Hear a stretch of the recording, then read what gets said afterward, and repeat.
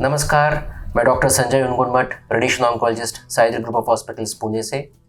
तो this video is basically continuation of last video. Last video में हमने discuss किया था management of CA oesophagus. Basically oesophagus के बारे में हमने डिस्कस किया था, द कॉजेस, द डायग्नोसिस कैसे करते हैं और कौन से टाइप्स के इसोफेगस कैंसर्स है। जैसे 2 हिस्टोलॉजीज, 2 पैथोलॉजिकल टाइप्स बताया था मैंने। One was the adenosquamous and the other one was squamous cell carcinomas. इस वीडियो में basically we focus on the management, diagnosis के बाद कैसे मैनेजमेंट करते हैं based on the stage of the cancer. तो first and the foremost thing, जब diagnosis हो जाता है, जैसे मैंने बताया था प्रीवियस वीडियो में, you put in a scopy, दूरबीन डाल के देखते हैं कि किस लेवल के इसोफेगस में, that is the upper oesophagus, middle या फिर लोअर इसोफेगस, कहाँ पे ट्यूमर है। बेस्ड ऑन दैट बायोप्सी करते हैं उस जगह का, जिसको डिसाइड करता है कि कौन से टाइप का हिस्टोलॉजी, या फिर स्क्वामस हो सकता है या फिर एडिनो कार्सिनोमा हो सकता है। उसके बाद to rule out whether this is spread to other organs, जैसे कि इसोफेगस से स्टमक में, इसोफेगस से कभी लंग्स में पहुंचने की ज़्यादा ये होती है, या फिर it is gone to bones, it is travel to brain.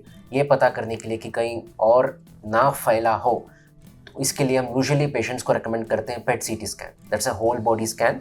Usually आप मेटास्टैटिक वर्कअप बोलते हैं। मेटास्टैटिस का मतलब होता है अगर एक ऑर्गन से, यानी oesophagus is one organ, it is spread to other organs. Other organs को जब स्प्रेड हो जाता है तो ये हो जाता है stage 4। To rule out whether it is spread to other organs we usually do PET CT scans. PET CT scans के बाद we come to the management कि इसको कैसे ट्रीट किया जाता है। वेरी इंपॉर्टेंट, जब स्टेज 1 में होता है कि सिर्फ म्यूकोजा, यानी ऊपरी भाग इसोफेगस का पूरा लेंथ पे सिर्फ म्यूकोजा के ऊपर थोड़ा बहुत एक छोटा सा दाना हो या फिर एक छोटी सी गांठ हो, उसको आराम से निकाल सकते हैं। Surgical modality is the main treatment for this oesophageal cancers. और जब सर्जरी नहीं कर पाते, जैसे कि अब पेट सीटी में मालूम होता है हमको कि छोटे दाने हैं, there small lymph nodes around the oesophageal area, तो यूजुअली सर्जरी छोड़ के हम यूजुअली ट्राई करते हैं ट्यूमर के बर्डन को कम करने के लिए, लिम्फ नोड्स के साइज कम करने के लिए या फिर ट्यूमर के साइज को कम करने के लिए we usually recommend some form of neo adjuvant therapy.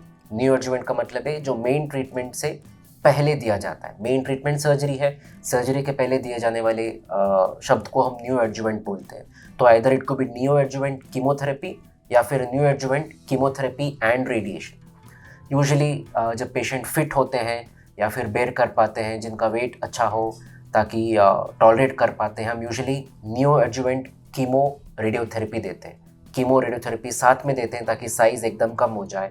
उसके बाद हम यूजुअली फिर से स्कैन रिपीट करके ऑपरेशन करते हैं। तो it becomes a very curative option for us. Local control भी अच्छा रहता है और पेशेंट टॉलरेट भी कर लेते हैं। बहुत सारे ऐसे केसेस होते हैं जहाँ पे surgery is out of the question, यानी कि अगर मास बहुत बड़ा, इसोफेगस में गांठ बहुत बड़ा है और ये एकदम ग्रेट वेसल्स ऑफ हार्ट या फिर एट्रियम या फिर ब्रोंकस या फिर बहुत सारे ऐसे क्रिटिकल स्ट्रक्चर्स हो जिसमें बहुत बड़ा सा गांठ हो, प्रेशर डाल रहा हो, जिसको सर्जरी से पूरा क्लियर नहीं किया जा सकता, या फिर पेशेंट उतने फिटनेस नहीं है कि सर्जरी टॉलरेट कर पाए, तो यूजुअली हम लोग कीमो एंड रेडिएशन दोनों साथ में देते हैं। यूजुअली 5 to 6 वीक्स का ट्रीटमेंट होता है रेडिएशन, और कीमो हफ्ते में एक बार दिया जाता है, जिसके कारण उसको हम कंट्रोल कर पाते हैं। और ये यूजुअली दिया जाता है एडवांस स्टेजेस में, जैसे कि स्टेज 3 या स्टेज 2 के बाद, स्टेज 3 स्टेज 4 के कैंसर्स में हम यूजुअली ये ट्रीटमेंट एडवोकेट करते हैं। और काफ़ी टाइम ऐसे होता है कि जब हम ट्रीट करते हैं तो the most common thing we don't pay attention to, we miss out on something called nutrition of the patient.